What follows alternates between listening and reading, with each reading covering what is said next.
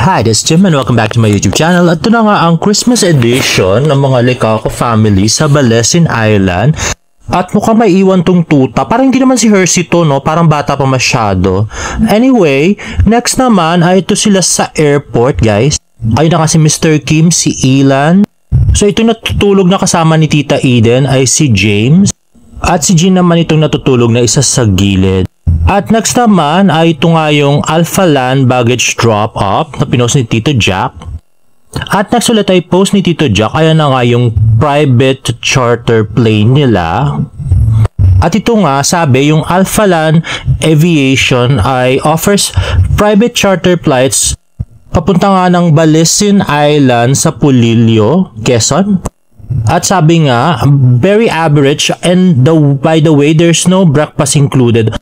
In the accommodations, which usually cost 20,000 to 25,000 per night, Balesin currently has 17 villages to represent the famous tourist destinations from around the world. At sabi pa ay Balesin Island is a property of Alpalan Corporation, a private company majority owned by Roberto Ongpin. At ito post ni Ilan Licauco, yung picture niya mga pilot. At ito naman post ni Tito Jack, sila ni Tita Eden.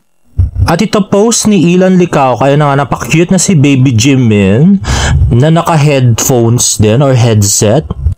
At next naman ay si David at saka si Tita Eden, naging babysitter nga si David Licauco, kaya napaka-cute nila magnanay. At ito naman post ni Tito Jack, flying in zero visibility.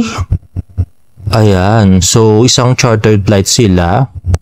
At yan na nga, yun si Mr. Kim. At yan yung kanilang captain.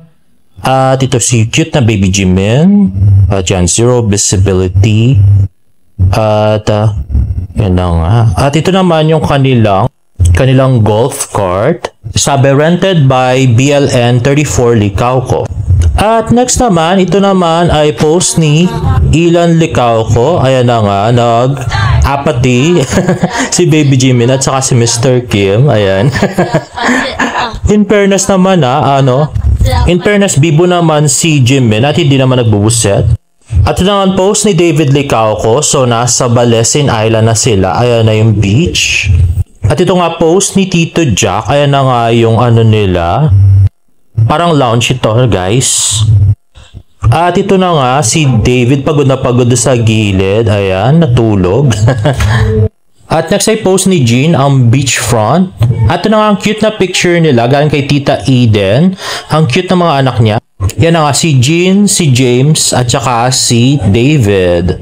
At the post ni Ilan, Jiminem daw, parang M&M. At ito nga post ni Tita Eden Licauco, sabi niya, this Christmas feels different. True, kasi itong Christmas na to, kumpleto sila, wala si Asungot, tapos, di ba si David hindi na masyado nagna-nightlife, puro family na lang. At next naman ay post ni Ilan, David Licauco, the cute David Licauco in red, and Jean Licauco playing tennis. Yan nga ay sa Balesin Island. Napaka-athletic nitong family na to, grabe. At next naman ay the cute Baby Jimin. At di natin alam kung kamag-anak yun or kasambahay. At yun nga si David, tsaka si Tita Eden. And this is another post by Ilan Licauco. Kaka-post lang ngayon. Ayan na nga. So meron sila mga performers sa stage na kumakanta ng The Gift. Ayan na nga. So ito naman ay kasama na si Tito Jack, si Tita Eden, at ang cute na si Jimin. Ayan na nga. Diba? Ang cute-cute. Grabe. At ayun.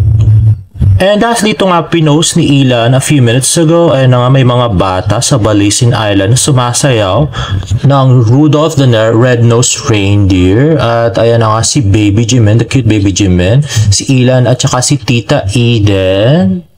Ayan na more videos from Ilan Licauco. Yun nga mga bata. In fairness, very behaved si Jimin at parang ampong nang katunod, guys. Hindi ko alam yung katunod sa Hindi ko alam yung matunod sa sa Tagalog. And there you have it, guys. If you like this video, please give it a thumbs up and please subscribe to my YouTube channel for more Barda updates. See you on my next vlog. Merry Christmas, everyone. Bye now.